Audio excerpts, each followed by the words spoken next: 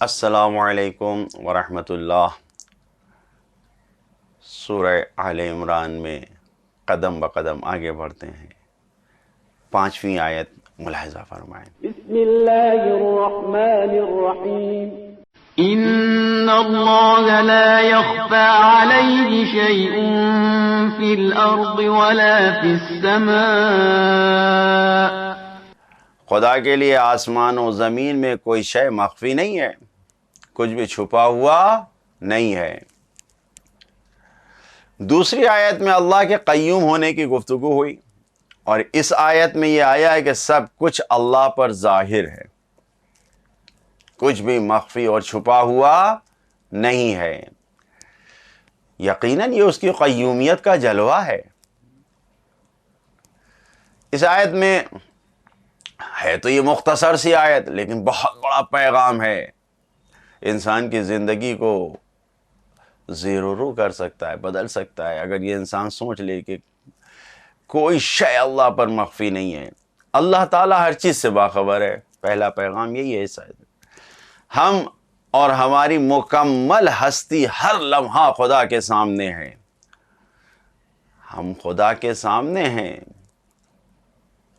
لہذا خدا کے سامنے گناہ نہیں کرنا چاہیے۔ امام خمینی نے فرمایا عالم در محضر خدا معصیت نہ کنید، یعنی پوری کائنات خدا کے حضور میں ہے، خدا کے سامنے ہے، لہذا خدا کے سامنے گناہ نہیں کرنا ہے۔ گزشتہ آیت پر توجہ کرتے ہوئے یہ بات واضح ہے کہ کسی کا کفر یا کسی قسم کی بھی معصیت، کوئی بھی گناہ اللہ پر پوشیدہ نہیں ہے۔ لا یخفی علیہ شیء، کوئی شے اس پر پوشیدہ نہیں ہے۔ دوسرا پیغام اس آیت میں ہے کہ تعداد کا اثر، کتنی ہی بڑھ جائے تعداد، کتنی ہی کثرت ہو جائے، اس کا اثر خدا پہ نہیں ہوتا ہے۔ لوگوں کی تعداد کا بڑھنا، زمانے کا، ایک زمانہ دوسرا زمانہ تیسرا زمانہ، کتنے زمانے آ جائیں، زمانے کا بڑھنا، مکانات کا بدلنا اور بڑھنا، کتنی بھی تعداد بڑھ جائے، زمانہ مکان کسی بھی چیز کو، ان سب کا، اعمال کا، نہ جانے ہر انسان کیا کیا عمل کرتا ہے، ان تعداد پر خدا کے اوپر کوئی اثر نہیں ہوتا کہ ان تعداد کی وجہ سے خدا کے سامنے کوئی چیز چھپی رہ جائے۔ کوئی مسئلہ اللہ سے چھپا ہوا نہیں ہے، لہذا توجہ کریں، یہ سوچ کر قدم بڑھائیں کہ سب کچھ خدا کے علم میں ہے۔ ملاحظہ فرمائیں سورہ آل عمران کی 6 آیت۔ بسم اللہ الرحمن الرحیم هو الذي يصوركم في الأرحام كيف يشاء لا إله إلا هو العزيز الحكيم۔ وہ خدا جس طرح چاہتا ہے شکم مادر، رحم مادر میں کے اندر تصویر بناتا ہے، اس کے علاوہ کوئی خدا نہیں ہے۔ وہ صاحب عزت بھی ہے اور صاحب حکمت بھی ہے۔ اللہ تعالیٰ کے قیوم ہونے کا ایک جلوہ یہ بھی ہے کہ رحم مادر میں وہ بچے کی تصویر بناتا ہے۔ صاحب مجمع البیان کا بیان ہے کہ یہاں سے تقریباً 80 آیتیں نصارائے نجران جو یمن سے آئے تھے ان کے بارے میں نازل ہوئی ہیں کہ ان سے کیسے گفتگو کیا جائے، یہ سب اس میں نازل ہوا ہے۔ جو رسول اللہ کے سامنے آ کر رسول اللہ کے ابن اللہ ہونے کا دعویٰ کر رہے تھے، عیسیٰ کے ابن اللہ ہونے کا دعویٰ کر رہے تھے، اور رسول اکرم سے بحث کرنے کے لیے مدینے میں آئے تھے، مسجد پیغمبر میں جنہوں نے ناقوس بجا کر نماز ادا کی، تو سرکار کے سامنے مسلمانوں نے اعتراض کیا، سرکار نے سب کو سمجھایا، روکا، حضور نے روک دیا، اور اس کے بعد پھر بحث کا آغاز ہو گیا۔ تو یہ آیتیں یہاں سے اسی پر بیان ہیں۔ یقیناً خدا کی مظہر کا، قدرت کا مظہر یہ ہے کہ انسان کا رحم مادر میں شکل پانا ہے، یہ اس کی خدا کی قدرت کا مظہر ہے۔ وہ اللہ جو کتابوں کے نازل کرنے کی گفتگو کے درمیان خلقت انسانی کے مرحلے کو ذکر کر رہا ہے، شاید یہی پیغام دینا چاہتا ہے کہ جو اللہ رحم مادر میں تمہاری شکلیں بناتا ہے، کیا وہ تمہارے لیے قانون اور شریعت نہیں بنا سکتا؟ وہ کتابیں، وہ سامان ہدایت بھیج کر تمہارے مستقبل کی زندگی کو سنوارتا ہے۔ وہ تمہاری ترقی کے لیے سب کچھ کر رہا ہے، جو کچھ بھی کیا ہے اس نے، خداوند عالم نے۔ وہ تم کو ہمیشہ ہمیشہ سعادت مند دیکھنا چاہتا ہے۔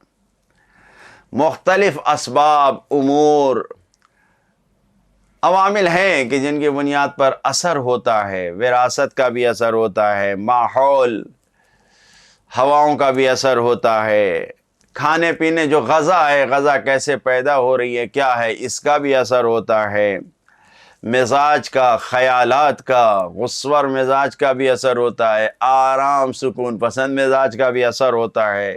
یہ سب انسان کی شکل بننے میں مؤثر ہے، سب کی تاثیر ہے، انسان کے جسم بننے میں ان کی تاثیر ہوتی ہے، اور یہ سب اللہ کی سنت ہے، اللہ نے ایسا انتظام کیا ہے، یہ سب اس کی قدرت ہے اور اس کی حکمت و تدبیر ہے، سب اس کے قبضہ قدرت میں ہے اور سب اس کی قبضہ قدرت کے ذریعے ہی انجام پا رہا ہے۔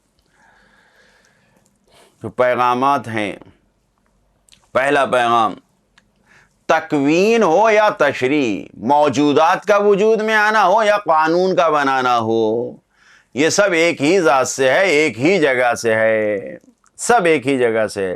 جس نے ہدایت کے لیے کتاب بھیجا ہے اسی نے ہمیں پیدا بھی کیا ہے، اسی نے ہماری شکل و صورت کو بھی بنایا ہے۔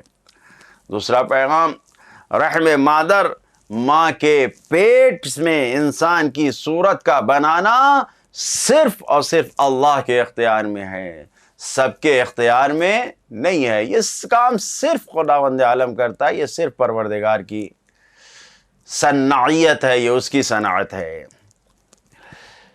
تیسرا پیغام، جب شکل و صورت سب کی اللہ بناتا ہے، قرآن مجید کا اعلان ہے سب کی شکل و صورت کو بنانے والا خدا ہے، تو پھر شکل و صورت اور قیافے پہ اعتراض کیسا، مذاق کیسا، کسی کو سرزنش کرنا، کسی کو برا بھلا کہنا، کیسی صورت ہے؟ نہیں، جائز نہیں ہے یہ کام، حرام ہے، حرام کسی کی شکل و صورت پہ اعتراض کرنا۔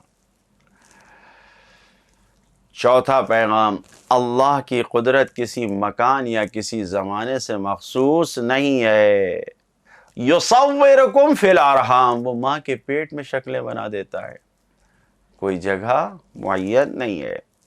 پانچواں پیغام، خلقت، پیدائش کے بارے میں غور و فکر کرنا یہ انسان کے ایمان باللہ کو بڑھاتا ہے، یہ خود اللہ پر ایمان کو مضبوط کرتا ہے اگر انسان اپنی خلقت کے بارے میں غور و فکر کرے۔